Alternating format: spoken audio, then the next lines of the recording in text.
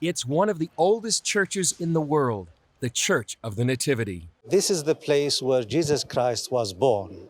Professor Kastandi Shamali teaches history at Bethlehem University and is an expert on the Church of the Nativity. The Church of Nativity was built over this place in 326 when Emperor Constantine decided to declare Christianity as the official religion of the Roman Empire. Since then, pilgrims from all around the world started coming to Bethlehem to visit this place. Inside the church, the original columns from the 4th century still stand. Constantine's mother, Queen Helena, built the church. But why would she build it here? We do know that the identification of the site of where Jesus was born already traditionally goes back to the middle of the 1st century AD at least. In the 1st century, the Roman Emperor Hadrian destroyed the town of Bethlehem. After he destroyed the town, Hadrian built a temple and planted a grove of trees over the site where Christian pilgrims had come to honor the place where Jesus was born.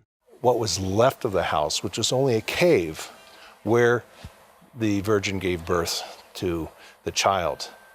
And people remembered this, and people already within 15 years were going back to that site to visit it. In fact, this temple, instead of destroying the place, preserved the place. Jerome wrote in 396 AD, "Even amongst those who are strangers to the faith, it is known that inside that grotto, he who is adored and glorified by the Christians was born." Through the centuries, the church itself went through a number of changes, but it's still one of the few churches in the Holy Land that was never completely destroyed. This is the main entrance into the Church of the Nativity. It's called the Door of Humility because you have to bend down in order to get inside the church. It was originally built by the Crusaders and then altered by the Ottomans in order to keep mounted horsemen out of the church. 1,400 years after Queen Helena built the church, Christian pilgrims still come from around the world. Many record their personal pilgrimage, both inside and outside the church. The central place lays inside the grotto. Many believe it's the very cave where Jesus was born. A star marks the exact location. Many crowd down the narrow stairs to get inside the cave. Down below, pilgrims often touch the star and record the moment they got to see the birthplace of Jesus. For many, it's a profound emotional and spiritual experience. What did it mean to be at the birthplace of Jesus? Something I cannot describe. I mean, everything makes sense and no words. I mean, it's difficult. I'm really surprised. Now when I open my Bible, as I do each morning when I'm here and I'm reading, now I can picture the places. It's just unbelievable. It's a live stream. Never expected to be here, but it's just awesome. Father Peter Vasco leads pilgrims to Bethlehem. He says it's especially meaningful during the Christmas season. I think it's an absolute wonderful occasion for pilgrims to come, especially so close to Christmas, to be here to pray at the spot where Jesus was born and to bring that prayer back in their own lives. But another event recorded in the Bible took place after Jesus was born. Professor Shamali gave us a rare look underneath the Church of the Nativity. Yes. This is the place where we have the tomb of the innocent children. Herod killed around 6,000 children from the whole area in order to kill Jesus Christ because he don't want to have a new king that will replace him.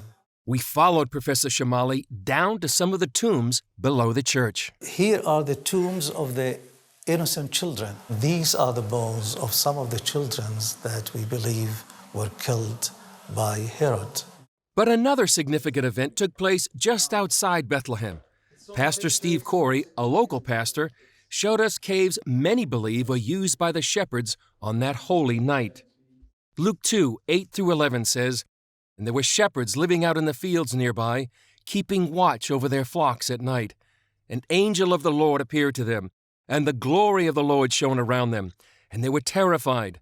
But the angel said to them, 'Do not be afraid. I bring you good news of great joy that will be for all the people. Today in the town of David, a Savior has been born to you. He is Christ the Lord. According to history, shepherds would use these caves to store the sheep during the winter, to store their food in the caves, and also places to live with them. You know, the shepherds were very close to their sheep. Those shepherds became the first witnesses to the fulfillment of a prophecy given 700 years before, when Isaiah proclaimed, "Therefore the Lord himself will give you a sign. The virgin will be with child and will give birth to a son, and will call him Emmanuel." Today, that Christmas message is still the same for pilgrims, professors, and pastors. The reminder that God himself came to earth to die on the cross and to be born in a manger. And this is the essence of it, is that people's lives are changed. People's lives will be changed if they hear about Jesus Christ. Chris Mitchell, CBN News, Bethlehem.